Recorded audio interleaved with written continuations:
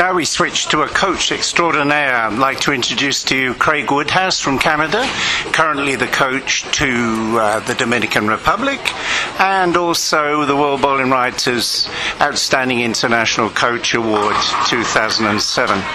Craig, I'm going to ask you a question you might not like, but the dual lane condition is really down to you. You suggested it, and it was put into force. What do you think has been the reaction? Well, I think for the most part it's been positive. It's really balanced out, the lefty-righty advantages, the hook person advantage or the straight person advantage for the most part. This week I'm a little disappointed with the short pattern because I think the scoring pace is so much higher on the short pattern than it is on the long pattern. And I know Kegel has worked very hard to try to balance the scoring pace of both patterns, which they've done pretty well, I think a great job for the last few years. But this week, it hasn't been that great. From what I've seen as a press guy, I haven't thrown a bowling ball for quite a long time, but the long oil pattern looks real tough. Yeah, it's very, very difficult. There's a lot of oil on the lanes, and especially for the girls, if they miss just a little bit to the right, the ball has no chance of hooking. And I've been a bit of an advocate for cutting back on the volume for the women's patterns, so the women can hook the ball a little more. I still think lane patterns are sort of designed for men in mind. And the rev rates of men are a lot different than the rev rates of women.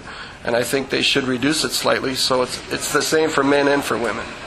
I asked John Davis of Kegel the other day if he sorts out a different pattern for the men and for the men and for the women, and he said that he does. But from what I see, they look to be around the same. Yeah, well, if you look at the volume, the volume is really the test. And if you look at the volume on the long pattern, it's 22 mils, which is the same pattern you see with the men's pattern. The PBA long oil patterns on the men on the tour is the same as 22. So, to me, the women should be less volume. Yeah, I agree with that. We're standing here in the second squad of the singles. What do you think it's going to take to win the singles gold? It's not going to be very high. I think if a woman can get to maybe 120 over, that's probably looking pretty good. So say 220 average may win it. Yeah, I was looking at about 1360, but okay, you're maybe it's not there. So you're a WTBA coach as well as doing for the Dominican Republic. Yes. And are you still traveling around the world? Oh yeah, we're always on the road. I'm almost never home these days, but yeah, we're traveling a lot, especially in that area where I coach in the Dominican. We have a lot of local events, meaning the island tournaments, Central American games. There's a lot of activity, so we're traveling all the time, yes. The international bowling is getting stronger and stronger, and the United States domination, they've won the 5-person team medal in the World Championships 4 times, I believe. And they ain't getting their own way so much nowadays. Well, this pattern, quite frankly, has hurt them a lot, because the short pattern really forces you to get to the right, way to the right, and you have to have a very straight kind of release. If you have a higher rev rate, it hooks too much, and then you're forced to move a little left, and then the shot's not as good. So the girls that can stay to the right and throw it very straight have had a bit of an advantage this week. And because the scoring pace is so much higher on the short pattern really has controlled the medals. Yeah, I've seen that, and the girls have done a pretty good job. There are 1 or 2 teams that are really low. No names, no pack drill, but I think the low game so far in the championships is like 103, and teams of that standard shouldn't really be in world championships, in my opinion.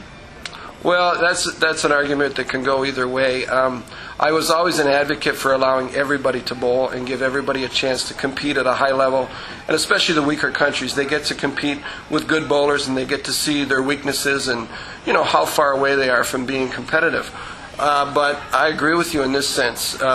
This tournament, there's been a lot of teams that maybe shouldn't be at the World Championships. Maybe we need to come up with some kind of an idea where there's a regional qualifier. The other bad part of this is there's many teams that have 1 or 2 very good bowlers who have the right to bowl in the World Championships, and if we qualify by teams, they would never ever get a chance. So I really don't know what the answer is, but there's a few formulas out there that I've heard that may make it balanced and fair for everyone, for individuals and good teams.